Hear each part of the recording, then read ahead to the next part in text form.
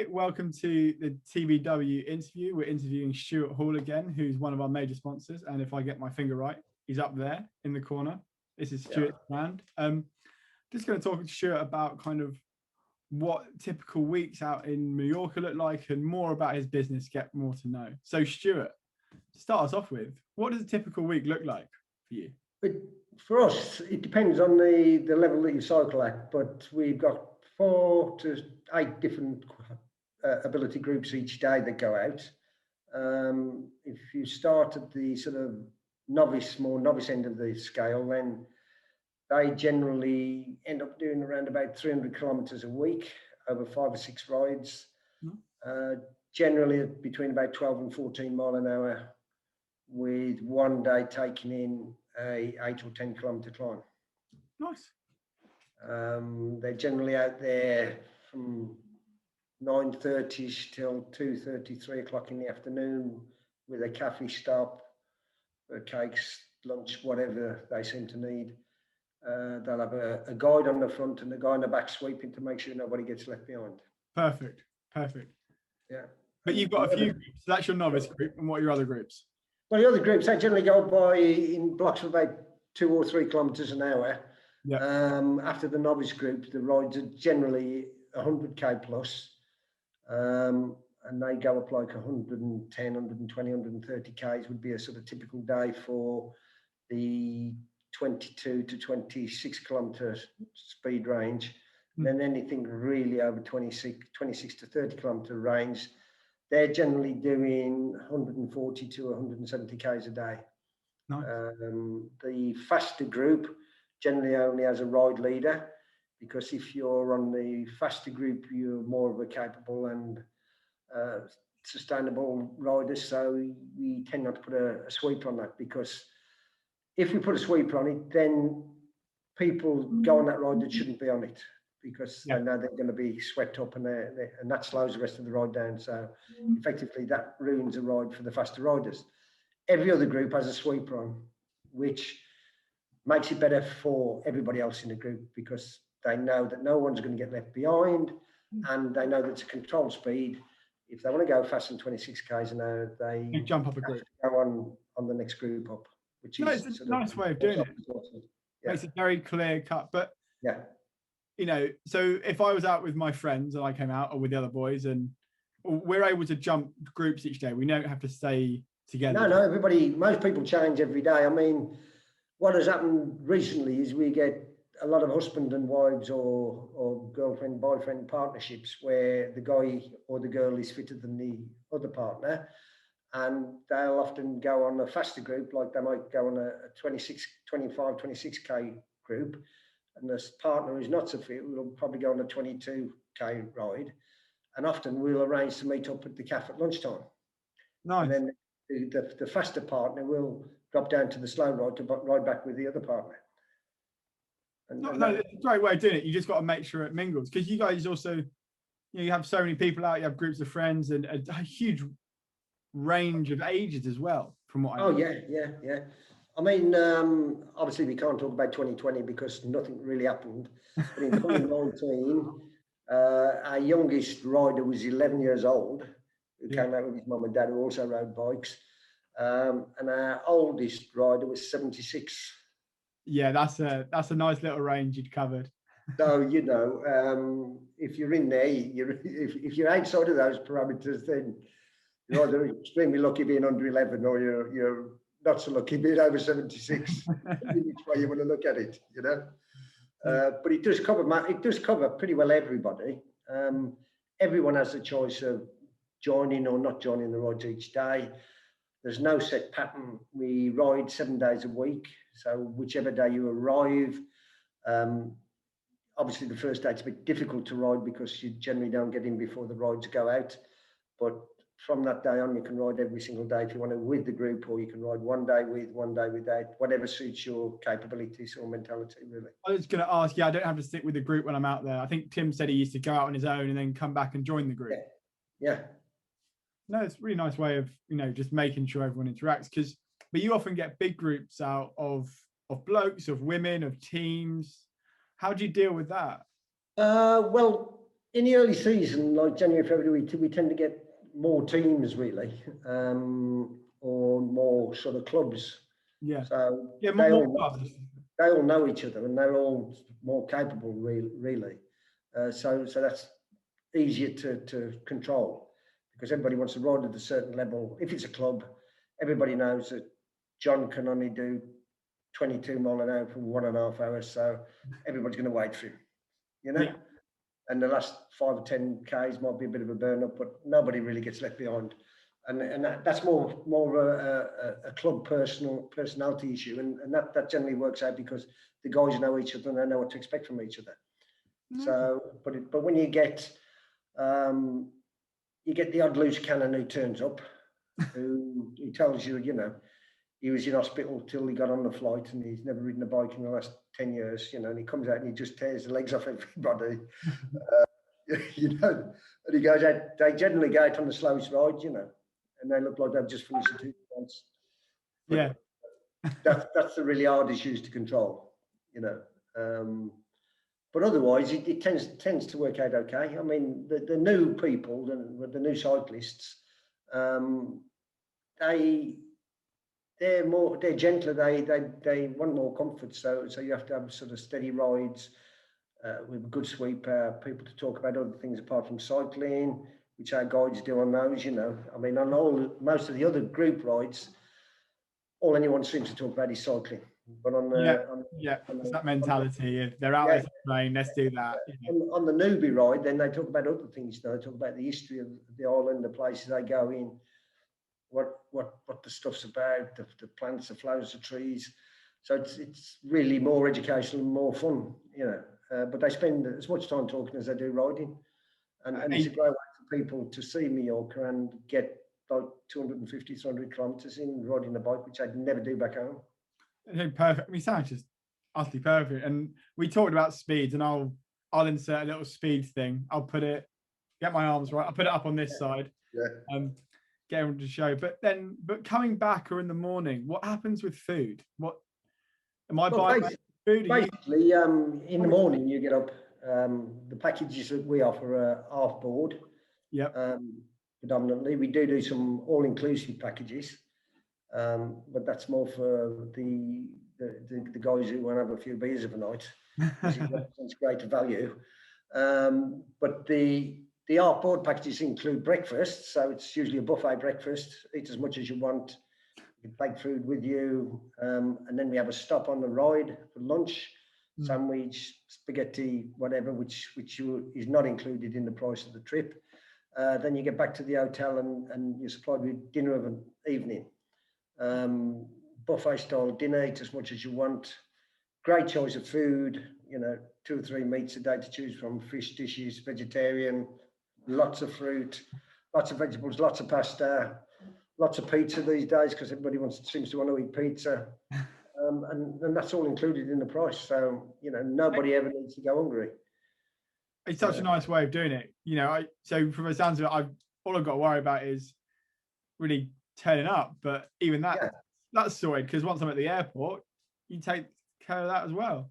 Well, once you get to the airport, we've been working with 3 transport companies for the last 15, 18 years, who just sort of, we give them a list of people to pick up, a list of flight times.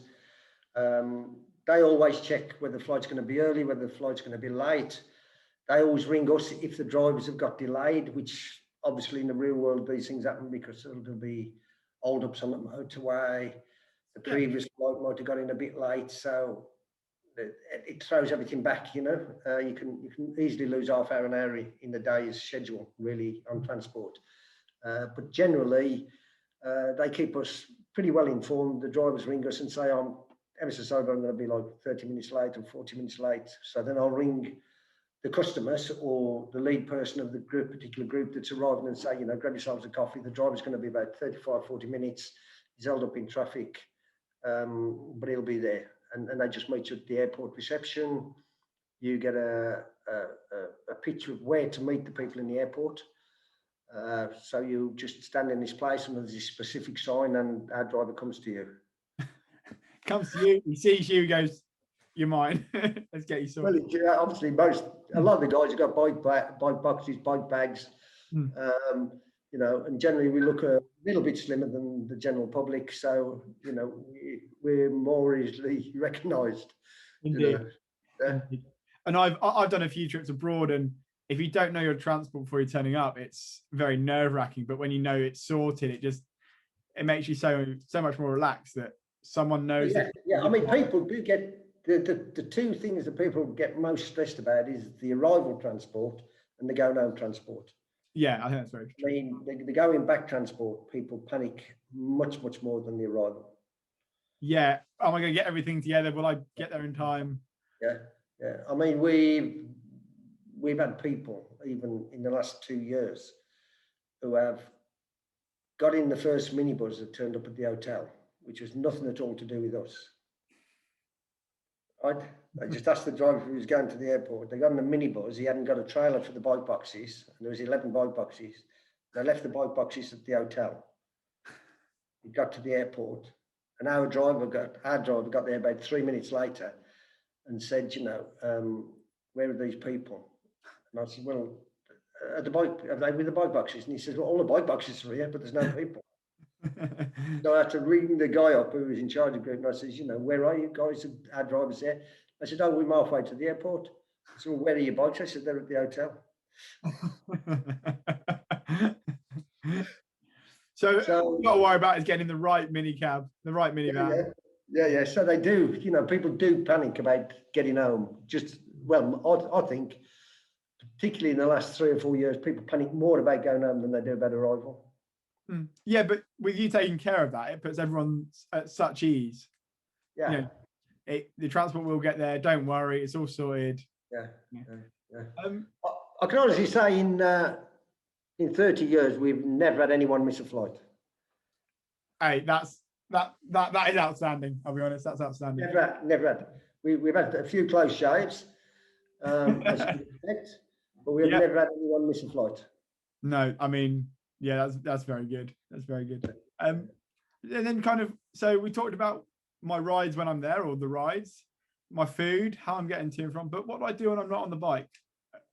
When I'm on the bike, well, obviously, the hotel we use has got a fantastic spa, a little bit of a gym as well, and there's entertainment on all day. There's Zumba dancing, rifle shooting, archery, bit of basketball, quizzes. There's the spa to take advantage of. We also run Pilates classes. Some days, particularly on wet days, you have Pilates classes. And then there's all the local stuff like scuba diving, the beach, boat trips. A lot of people tend to go on shopping trips these days to Palma. Okay, that's the thing. So, you know, they just say to us, you know, we don't want to go out on Thursday, you know, can you arrange a bus for us to go to Palma? So we just organise it, yeah. Obviously, that's an extra cost, but we just arrange it. Yeah, but with you guys taking care of it, it makes everything so much more relaxed. Yeah. Well, I mean, it just makes it easy, you know. The bus turns up. Yeah, bus turns up. A specific place. They tell him what time they want him to pick him up in exactly the same place. He turns up. It works. Yeah, and that's what you want. That's what you want. And then, you know, just as we're kind of coming to an end and wrapping up, what are the prices of a week or a typical length of stay? Most people will do a week, I imagine. Well, yeah, I mean, basically, if you March is the cheapest, realistically. You can do an half-board week in March with airport transfers and guided rides for less than £400 per person in a twin room. In a single room, it's about 565. Okay, nice. Yeah, in April, it goes up about £40 a week. Yeah, as it gets busier, that's just. Yeah, and in May it goes up about £70 a week. £70 from the original or from? Yeah, from the original. Yeah. So you know, I mean, they're competitive prices. It's great value. For me, the thing about cycling is it's for everyone. You know, it's not just for people who can afford it. It's for everyone. You know, we get guys who have been coming for 20 years. You know, and they save up every year to come on our camps, you know.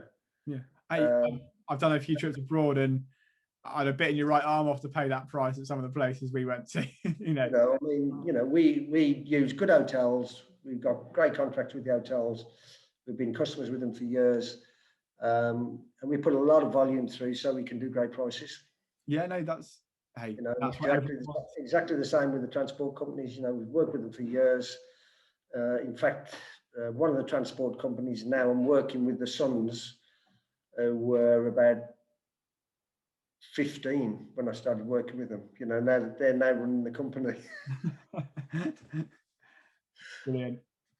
So, you know, and with one of the hotels, it's exactly the same. The one manager of the hotel, first time I went there, he was 7 years old. He's now the manager of the hotel. That's brilliant. Oh, that is brilliant. So, you know, we got great relationships. We can argue with them. We can upset them. When you don't really upset anybody in Spain, do you? Just have an argument. That's sort of normal. And we can get things sorted out on the ground, and they help us. You know, if we have problems, they help us, and that's a key factor, really. That's part of our success, that we've built a good relationship. So the people we deal with and we trade with will help us out of any difficult situations we have on the ground. Yeah, I think we spoke about that last time. That's something that's invaluable, and you can't really put a price on it. That's your 30 plus years of experience out there, and absolutely loving it. But thank you, Stuart. That's great to learn a bit more about what you do. Look forward to the third interview that's coming up soon. I just should mention one thing about the amount of women that we're getting these days compared to even. I looked up some figures today, and 7 years ago, we only had 6 women attend our camp in the spring, in the whole of the spring. Yeah.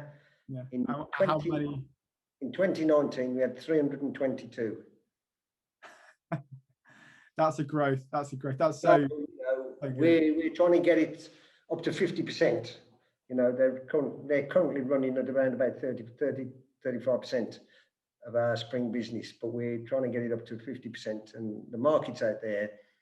We're very happy to have women on board, and we do have some Belgian pro women come out to take women's only rides out. So any women who want to come and join us, and we'll be more than happy. Yeah. Super. Thank you, Stuart. Thank you, Josh. Take care. Bye. Bye.